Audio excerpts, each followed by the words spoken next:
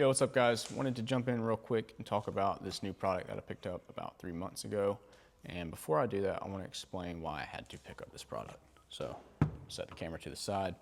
So, I'm going to preface all this by saying I bought this piece of equipment used. I bought it off of eBay, and this is no hate to Tilta. So, I did buy the Tilta plate, like I said, off of eBay used. I don't remember what I paid for it, but I paid something for it. Originally, it came with a horizontal plate. To make a long story short, I put this on the camera. Like I said, it had the horizontal plate. If I bumped the camera would power down. And so through the process of elimination, I figured out it was not this and it was not the camera. It was the plate. So I took the plate and I replaced it with the vertical plate. They make another version of this that's gonna mitigate one of the issues that I have with this specific plate. So just keep that in mind. So bought this plate, and it worked flawlessly for about 1.5 years, 2 years. And a few months back, we were on a shoot, and the camera kept powering down. And I was like, there's no way it's the same problem. And so I got home that night, I was able to finish the shoot. I had to kind of change some of the shots to being on sticks or a dolly, so that way I wasn't bumping the camera too hard. I got home, I ran the test with some BP batteries, the camera powered on. I ran the test with, house power, camera powered on. And I was like, okay, let me do some digging. So I took this apart. I looked at the contacts. The contacts on the vertical plate look fine. So this specific plate comes off, which is how you're able to change them. And they look fine. But then I got to looking at the contacts right here. And these did not look as fine to me. They are a little worn down, is what I'll say.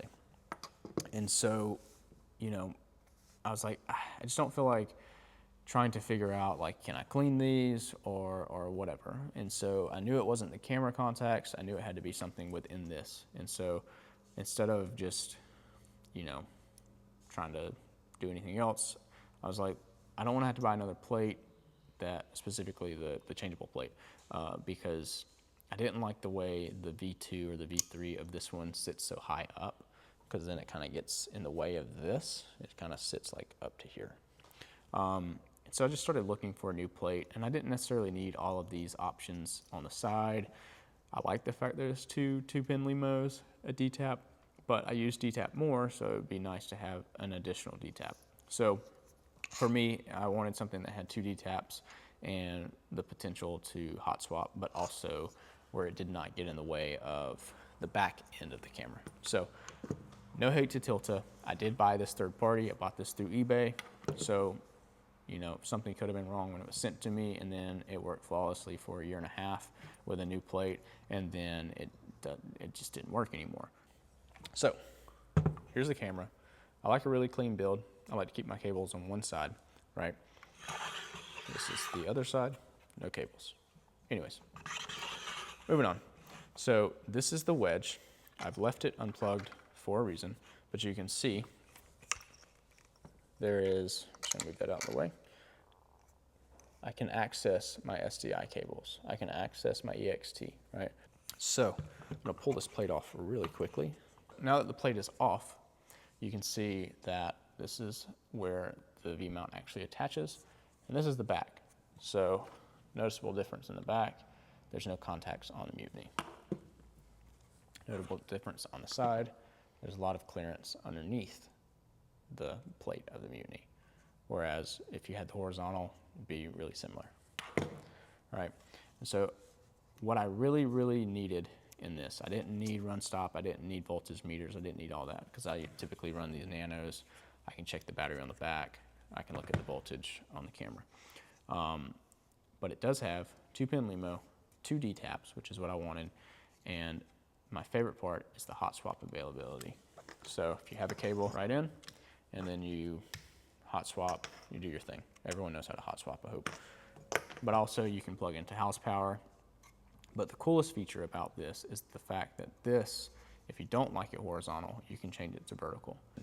This has no contacts, which means, because of this gap, does not touch the contacts on here. So if I decide one day that, hey, I need to run 2 cameras on a gimbal, or I need to fly this on a car, but I want to make it lighter, or whatever the reason is, I can take this off and I can put BP batteries on the back.